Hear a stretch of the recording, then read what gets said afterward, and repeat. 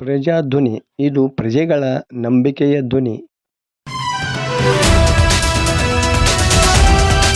2024-25 ಸಾಲಿನಲ್ಲಿ ಪುರಸಭೆ ಹೊಂದಿದ್ದ 15 ಹಣಕಾಸು ಸಾಮಾನ್ಯ ಮೂಲ ಅನುದಾನ ಮುಕ್ತ ನಿಧಿಯಲ್ಲಿ 76 ಲಕ್ಷ ರೂಪಾಯಿಗಳ 2 ಪ್ಯಾಕೇಜ್ ಕಾಮಗಾರಿಗಳ ಕ್ರಿಯಾಯೋಜನೆ ಸೋಮವಾರ ಪಟ್ಟಣದ ಪುರಸಭೆಯಲ್ಲಿ ನಡೆದ ಸಾಮಾನ್ಯ ಸಭೆಯಲ್ಲಿ ಭಾರೀ ಚರ್ಚೆಗೆ ಗ್ರಾಸವಾಯಿತು.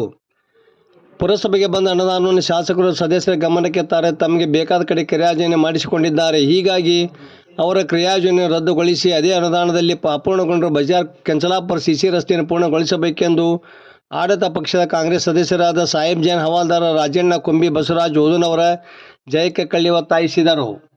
ಆಗ ವಿರೋಧ ಪಕ್ಷದ ಬಿಜೆಪಿ ಸದಸ್ಯರಾದ ಪ್ರವೀಣ್ ಬಾಳಿಕಯ್ಯ, ಅಶ್ವಿನ್ ಅಂಕಲಕೋಟಿ, ವಾಣಿ ಹತ್ತಿ, ಪೂರ್ಣಿಮಾ ಪಾಟೀಲ, ಕವಿತಾ ಸರಸೂರಿ, ಪೂಜಾ ಕರಾಟೆ ಮಾತನಾಡಿ, ಶಾಸಕರ ಕ್ರಿಯಾಯೋಜನೆ ಸಿದ್ಧಪಡಿಸುವಾಗ ಪುರಸಭೆಯಲ್ಲಿ ಅಧ್ಯಕ್ಷ, ಉಪಾಧ್ಯಕ್ಷ ಆಡಳಿತ ಇರಲಿಲ್ಲ. ಆಡಳಿತಾಧಿಕಾರಿಯಾಗಿದ್ದ ಜಿಲ್ಲಾ ಉಪವಿಭಾಗಾಧಿಕಾರಿಗಳ ಕ್ರಿಯಾಯೋಜನೆಗೆ ಅನುಮೋದನೆ ನೀಡಿದ್ದು, ಈಗಾಗಲೇ ಕಾಮಗಾರಿ ಕುರಿತು ಟೆಂಡರ್ ಪ್ರಕ್ರಿಯೆ ಮುಗಿದಿದೆ.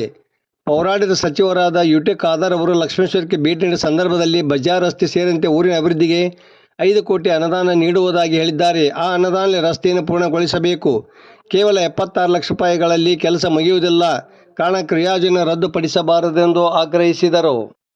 ಆಗ ಎರಡೂ ಪಕ್ಷದ ಸದಸ್ಯರ ಮಧ್ಯೆ ಮಾತಿನ ಚಕಮಕಿ ಶುರುವಾಯಿತು. ಒಂದು ಹಂತದಲ್ಲಿ 9ನೇ ವಾರ್ಡಿನ ಮಹದೇವಪ್ಪ ಅಣ್ಣಿಗೇರಿ ಹಾಗೂ 7ನೇ ವಾರ್ಡಿನ ಬಸವರಾಜ್ ಓದನವರ ಮಧ್ಯೆ ದೊಡ್ಡ ಮಾತಿನ ಯುದ್ಧವೇ ನಡೆದು ನಿಂದೇನು ಎಂದು ಏಕವಚನದಲ್ಲೇ ಮಾತಾಡಿಕೊಂಡರು.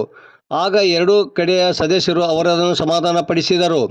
ಸಭೆಯಲ್ಲಿ ಪುರಸಭೆಯ ಸದಸ್ಯರು, ಮುಖ್ಯಾಧಿಕಾರಿ ಮಹೇಶ್ ಹಡಪದ ಸೇರಿದಂತೆ ಮತ್ತಿತರರು ಇದ್ದರು. ವರದಿ ನಾಗರಾಜ್ ಹಣಗಿ, ಪ್ರಜಾಧ್ವನಿ, ಲಕ್ಷ್ಮೇಶ್ವರ.